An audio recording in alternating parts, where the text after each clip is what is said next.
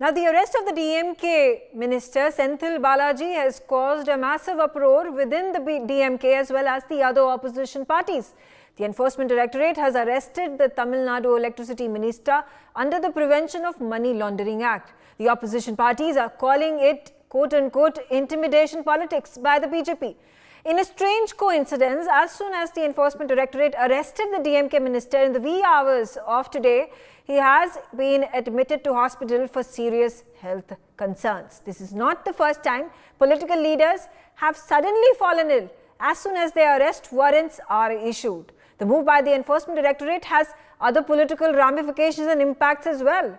There is already a rift that has been created between the BJP and the AIDMK, with the BJP leader Annamalai accusing the late Chief Minister and the AIDMK Supremo Rajalakshmi of corruption charges. How is all of these developments going to see political upheavals in the state of Tamil Nadu? So there was a harassment, there was immense psychological pressure put out by the ED, which is acting as a caged parrot at the interest of the BJP. So there was a job scam which happened.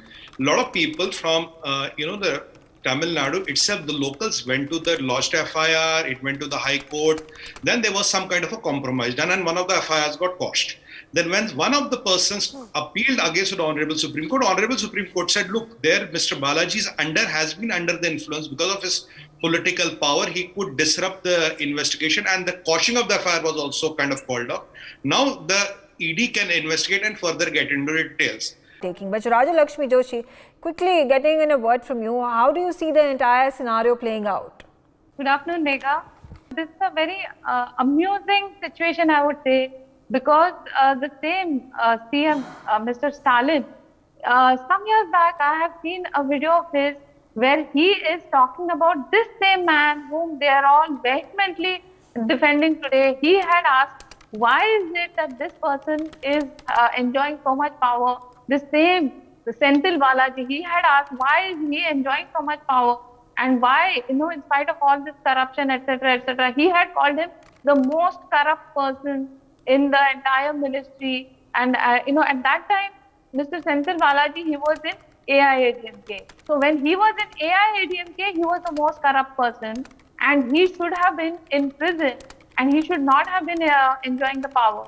But the same Mr. Stalin today, when Mr. Senthil Balaji is in the DMK, he feels that, he should actually be shown some mercy or sympathy or whatever else they're talking about. So they're talking about political vendetta. So why had the same Mr. Stalin spoken so fiercely against him when he was in the AIADMK? So, all of them know for sure what all these cases are all about. This is about a case from 2014. This has been going on for quite some time. So now today, if the ED has found substantial evidence and they have taken action against him, I think that they should all wait for the entire investigation to happen. So this, all these parties, some of them are coming together and they're showing rallying and they're showing some kind of a solidarity with all these people who are under the ED scanner. But I'm saying let the ED finish its investigations. The ED is an independent agency. Every time somebody comes under the scanner of the ED, these people, they start talking about political vendetta. They talk about it as a caged parrot.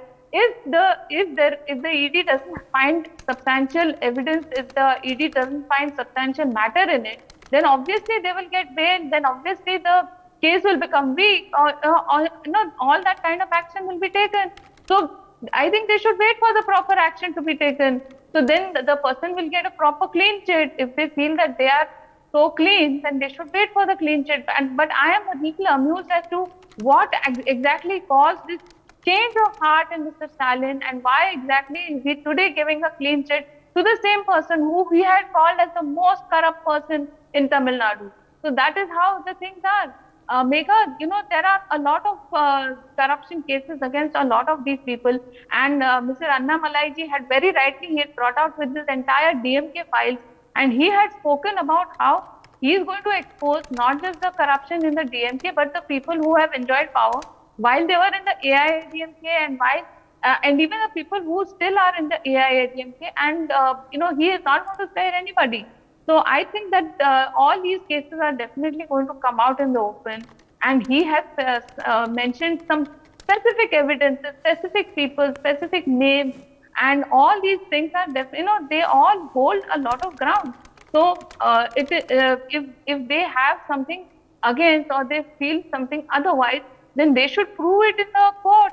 This thing about how all these political parties coming together and crying political vendetta against the ED does not actually hold good, and the public is watching, and obviously they will not believe any of this because there are specific evidences against them. There are people who have put up cases against them in the court. So this is not something that is just on some hearsay or something like that, but there is a specific procedure that is followed, and on the basis of which all these action is taken. Okay. I'm out of time. Thank you all for joining me on the telecast. This saga with Senthil Balaji continues, and we're going to keep a close eye on these developments.